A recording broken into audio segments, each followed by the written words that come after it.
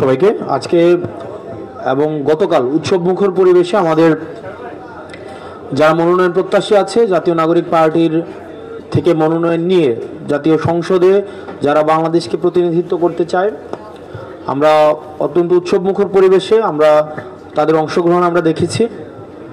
একটা গণতন্ত্রহীন একটা অবস্থান থেকে বাংলাদেশ যে গণতন্ত্রের পথে হাঁটছে, গণতান্ত্রিক রূপান্তরের পথে হাঁটছে, সেটি সূচনা হয়েছে জাতীয় নাগরিক পার্টির এই ইভেন্টগুলোর মধ্য দিয়ে। আপনারা যদি দেখেন যে আমরা প্রত্যেকটা ইভেন্টকে, শুধু গণতন্ত্র যে শুধু নির্বাচনটা গণতন্ত্র বিষয়টা এমন না, এই নির্বাচনের পূর্বের যতগুলো প্রক্রিয়া রয়েছে আমরা এই প্রক্রিয়াগুলোকেও গণতান্ত্রিক করার চেষ্টা করছি, যাতে করে সবার সম্পৃক্ততা থাকে এবং সবচেয়ে যোগ্য মানুষটি উঠে আসে তার এলাকা থেকে সংসদে প্রতিনিধিত্ব করার জন্য। তবে আমরা খুব শঙ্কার সাথে লক্ষ্য করছি যে আওয়ামী লীগ, জাতীয় পার্টি আমাদের এই গণতান্ত্রিক উত্তরণের পথে জাতীয় পার্টি বাধা হয়ে দাঁড়াচ্ছে।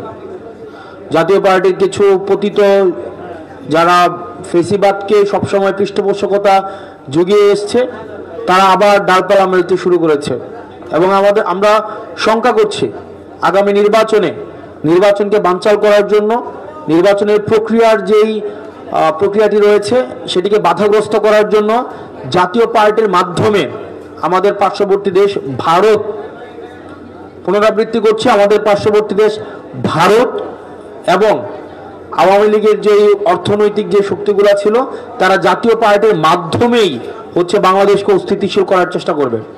সেই জন্য নির্বাচন কমিশনকে দ্রুততম সময়ে জাতীয় পার্টি নিয়ে সিদ্ধান্ত নিতে হবে। যারা এই ফেসিবাদকে পৃষ্ঠপোষকতা জুগিয়েছে, আমাদের বিগত ভোটবিহীন, মানুষের অংশগ্রহণবিহীন নির্বাচনকে যারা বৈধতা উৎপাদন করেছে, এই জাতীয় পার্টি ভারতের একটা এক্সটেনশন, আওয়ামী লীগের একটা এক্সটেনশন। জাতীয় পার্টির বিষয়ে চূড়ান্ত সিদ্ধান্ত নিতে হবে এবং জাতীয় পার্টির কিছু মানুষ আছে যারা গণমাধ্যমে বিভিন্ন বিভ্রান্তিকর তথ্য ছড়াচ্ছে। আমরা গণমাধ্যমের প্রতি আহ্বান জানাবো, আপনারা যখন তারা যখন কথা বলে বা তাদেরকেও আমরা আহ্বান জানাবো, আমরা গণতান্ত্রিক পরিবেশকে সমুন্নত রাখতে চাই।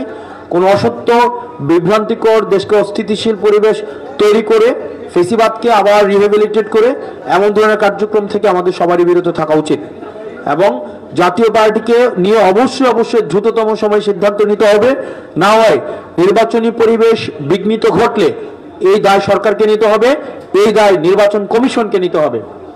যদি আওয়ামী লীগ বিভিন্ন নামে ফেরার চেষ্টা করেছে, জাতীয় পার্টির ব্যানারে এখন আবার ফেরার চেষ্টা করছে, যে কোনো রূপে, যে কোনো চরিত্রে আওয়ামী লীগ ফেরার চেষ্টা করলে তাকে সেটি প্রতিহত করা হবে এবং হাসিনার বিচার নিশ্চিত, হাসিনার যে রায়টি হয়েছে সেই রায়টি খুব দ্রুততম সময়ের মধ্যে সেটি বাস্তবায়ন করতে হবে। যারা আওয়ামী লীগকে ফিরিয়ে আনার আলাপ দিচ্ছেন, আপনাদের আলাপ হাসিনার বিচারের পরে ওই আলাপটা প্রাসঙ্গিক হইতে পারে।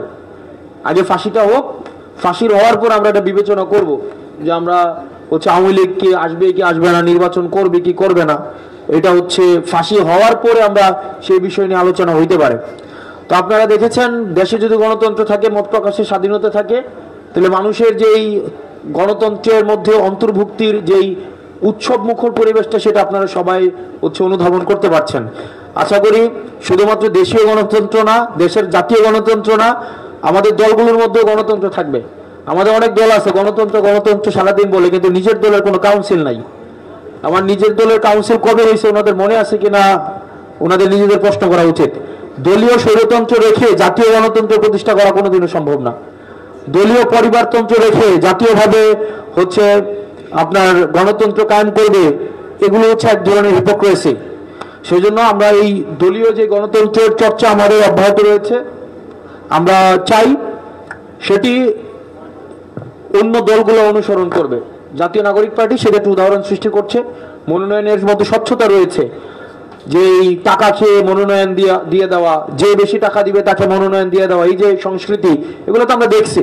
বিভিন্ন জায়গায় টাকা পয়সা দিয়ে আসে, এরপর হচ্ছে মনোনয়ন দিয়েছে, সেগুলো থেকে আমাদের উত্তরণের পথে আমরা হাঁটছি, আমরা উদাহরণ তৈরি করছি।